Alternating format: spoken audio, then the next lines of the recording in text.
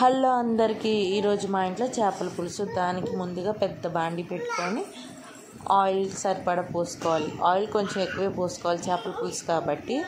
ముందుగానే చూపించాను కదా ఆనియన్స్ని, దాన్ని కచ్చాపిచ్చగా మిక్సీ పట్టేసుకొని ఆయిల్ వేసేసుకోవడమే. వేసుకొని బాగా మిక్స్ చేసుకోవాలి.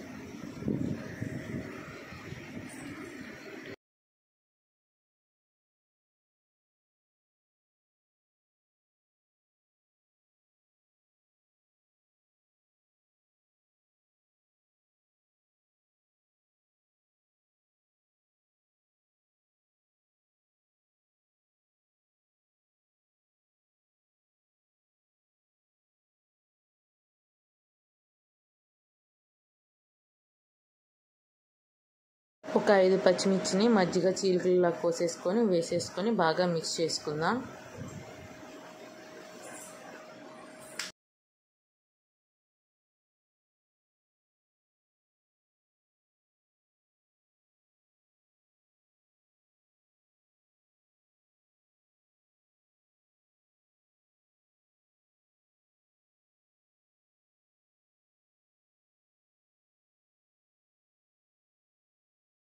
ఇది వేగేలోపు మనం చింతపండు పక్కన నానబెట్టుకొని ఉంచుకుందాం. మనం కట్ చేసి పెట్టుకున్న టమాటాలు కూడా మిక్సీ పట్టేసుకొని ఇలా పేస్ట్లా వేసేసుకొని బాగా మిక్స్ చేసుకుందాం.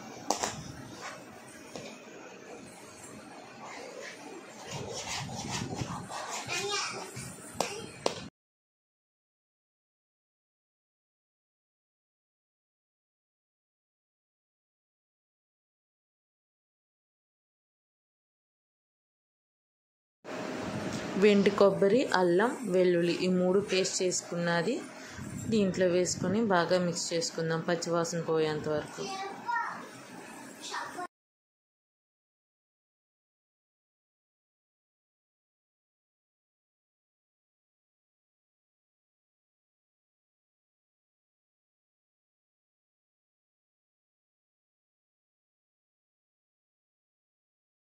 ఒక 2 స్పూన్స్ పసుపు కూడా యాడ్ చేసుకొని బాగా మిక్స్ చేసుకుందాం.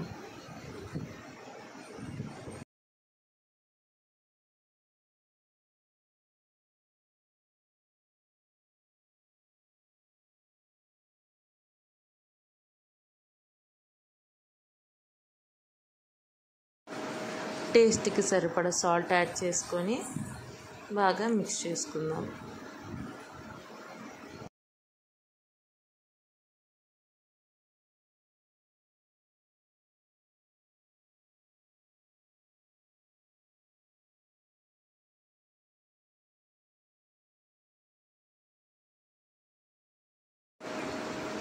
మన ఫిష్ని ముందుగానే కడిగి పెట్టుకున్న ఫిష్ని వేసుకుందాం.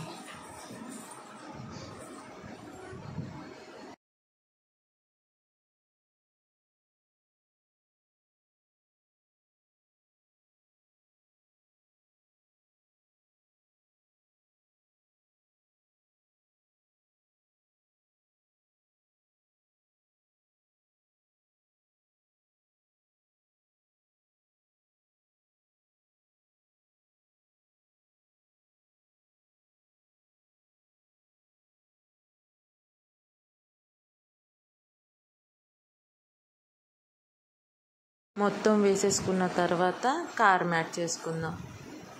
మేము కొంచెం స్పైసీగా తింటాం కాబట్టి కొంచెం కారం ఎక్కువ యాడ్ చేసుకుంటున్నాం అన్నమాట. మీ చాయిస్, మీకు ఎంత కావాలో అంత యాడ్ చేసుకోండి.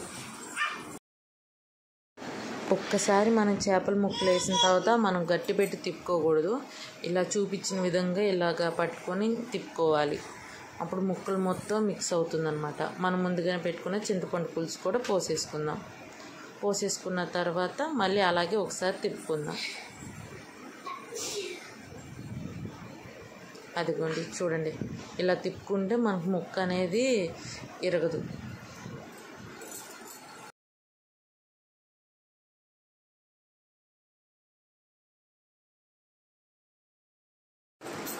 తిప్పుకున్న తర్వాత మనం మూత పెట్టుకొని కుక్ చేసుకుందాం.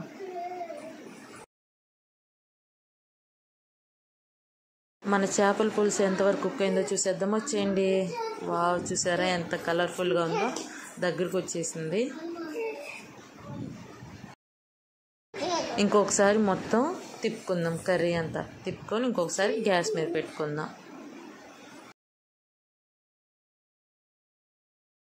కొత్తిమీర కూడా యాడ్ చేసుకుందాం.